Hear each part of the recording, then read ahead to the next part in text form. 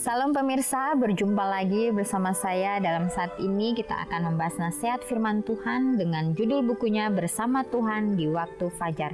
Buku ini dituliskan oleh Nyonya Ellen G. White. Buku ini menceritakan bagaimana dengan doa dan bimbingan darinya kita dapat diyakinkan bahwa pada hari yang mulia itu, ketika Yesus kembali untuk mengklaim miliknya, bahwa kita akan menunggunya di sana dengan tangan terbuka dan disambut kehadiratnya yang kekal.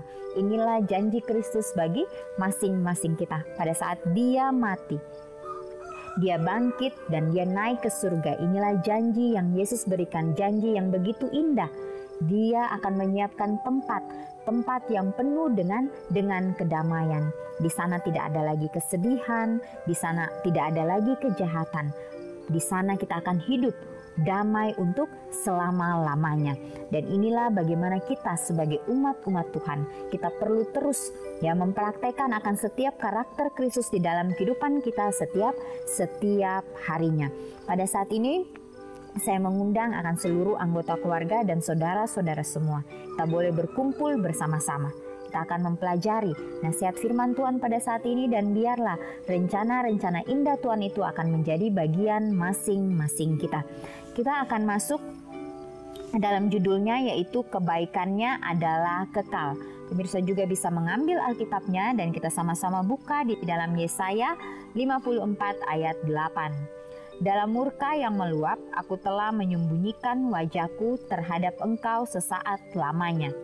Tetapi dalam kasih setia abadi, aku telah mengasihi engkau, firman Tuhan penebusmu.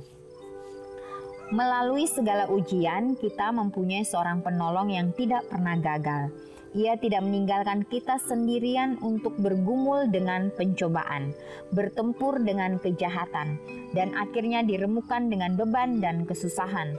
Meskipun sekarang ia tersembunyi dari pandangan manusia yang fana, namun telinga iman dapat mendengar suaranya mengatakan, "Jangan takut, aku menyertai engkau." Ya, inilah janji Kristus.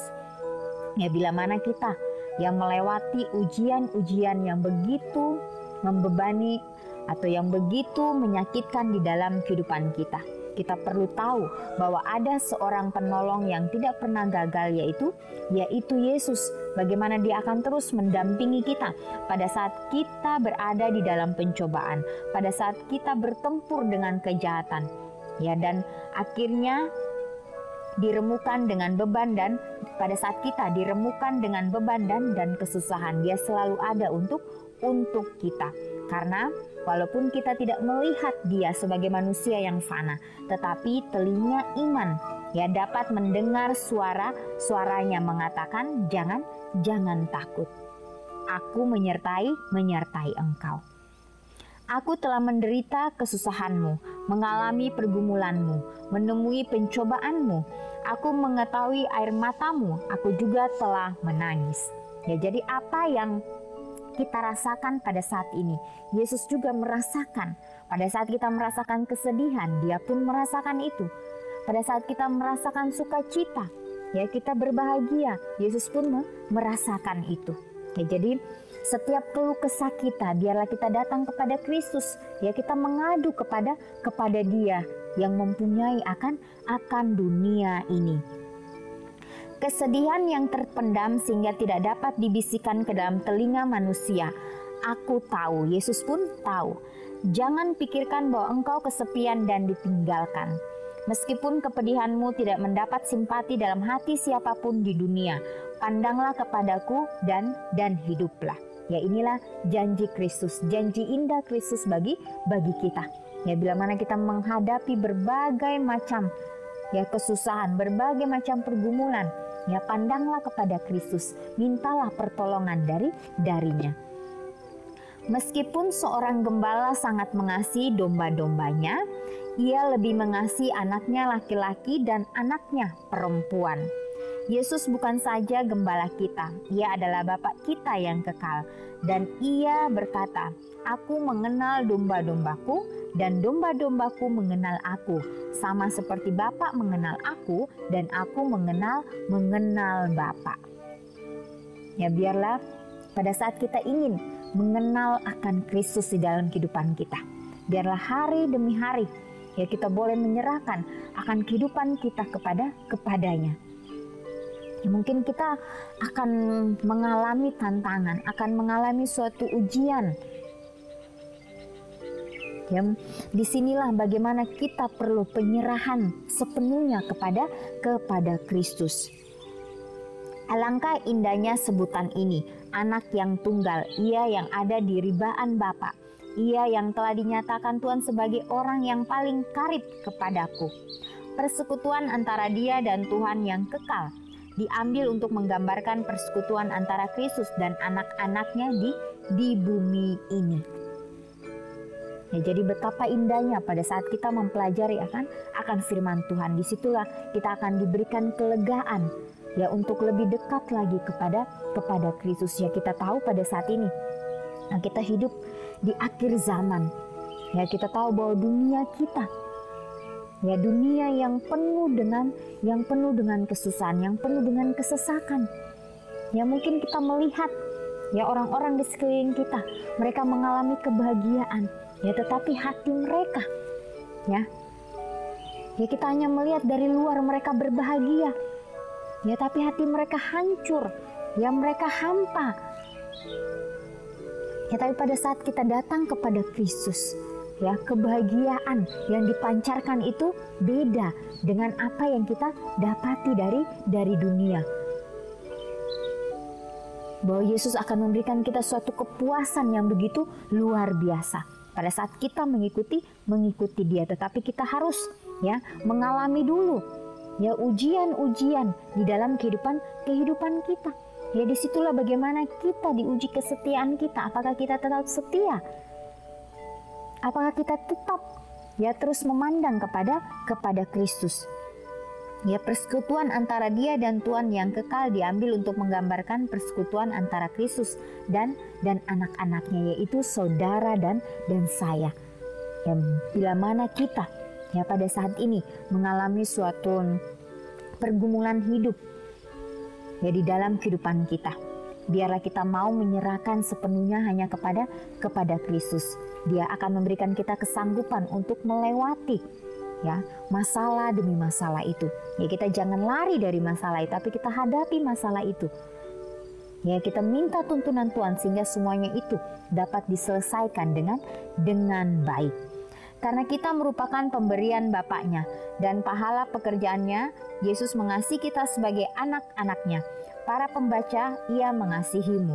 Tidak ada sesuatu yang lebih besar dan lebih baik dapat diberikan oleh surga. Sebab itu percayalah. Alfa dan Omega jilid 6 halaman 98 dan 99. Ya, inilah nasihat firman Tuhan. Ya, pada saat ini biarlah kita terus ya mempraktekkan akan karakter Kristus di dalam kehidupan kita. Karena Kristus sudah mati untuk kita. Dia sudah menebus akan dosa-dosa kita. Ya, Yesus juga mengalami hal yang sama. Pada saat Yesus berada di dunia ini, Dia melewati begitu banyak tantangan, Dia melewati begitu banyak rintangan di dalam kehidupannya.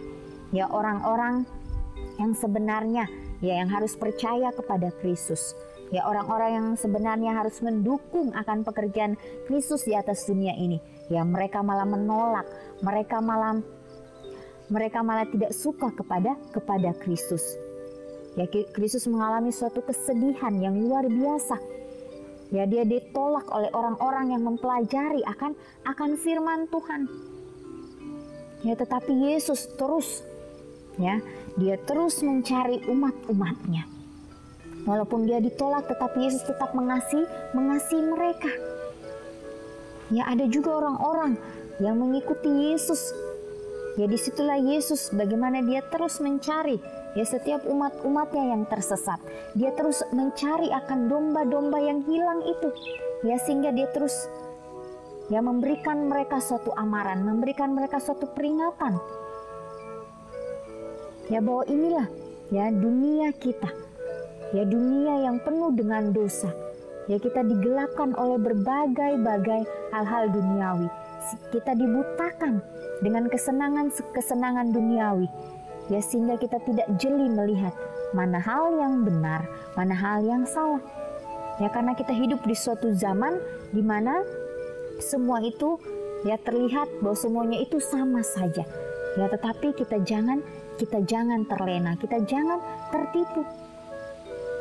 Ya, sekarang bukan lagi hitam dan putih, tetapi hitam dan abu-abu, benar dan hampir benar. Ya, kita harus hati-hati, kita harus waspada.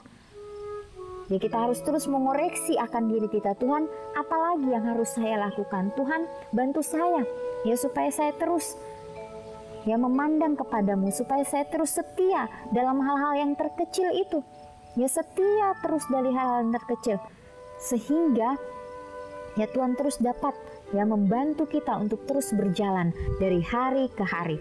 Biarlah nasihat firman Tuhan pada saat ini dapat menolong masing-masing kita, ya, karena kebaikannya adalah kekal. Ya, kebaikan yang Yesus berikan kepada kita adalah kebaikan yang kekal, yang tidak pernah berubah.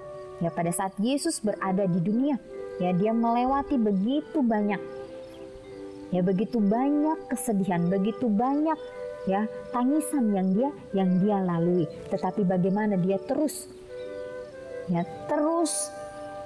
melakukan itu dengan penuh kesetiaan, melakukan itu dengan penuh ketergantungan hanya kepada Bapaknya yang di surga.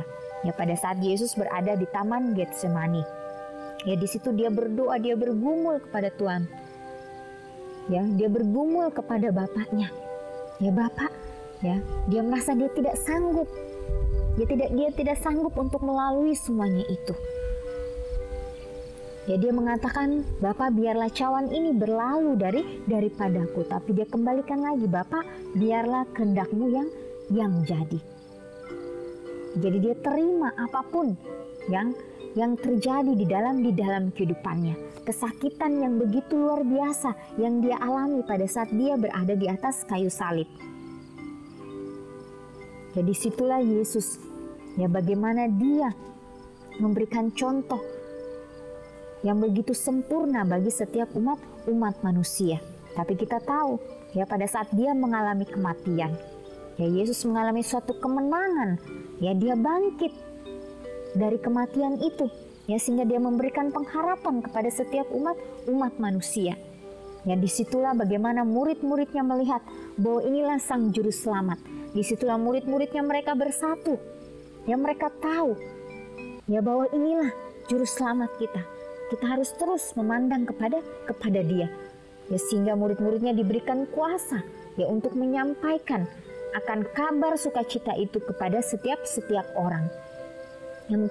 Ya, pada awalnya mereka mengalami mungkin banyak tantangan yang mereka alami. Ya, banyak ketidakpercayaan, banyak keraguan, kekhawatiran. Ya, tetapi disitulah bagaimana mereka harus melewati itu. Mereka harus mempelajari itu. Ya, sehingga mereka tahu bahwa Juru Selamat yang bersama-sama mereka inilah yang harus kita ambil contoh, yang harus kita praktekkan di dalam kehidupan kita setiap harinya. Biarlah hari ini kita boleh mengambil komitmen kita masing-masing. Ya, untuk terus menyerahkan kehidupan kita kepada Kristus. Apapun yang kita lakukan, kita serahkan kepada Kristus. Kita minta, Tuhan, bantu saya untuk saya dapat melakukan hal yang terbaik hari ini, sehingga saya dapat menjadi berkat bagi orang lain. Inilah nasihat firman Tuhan pada saat ini. Biarlah kita terus memandang hanya kepada Kristus, menyerahkan kehidupan kita hanya kepada Dia. Kita akan berjumpa lagi di kesempatan yang berikutnya dan Tuhan memberkati.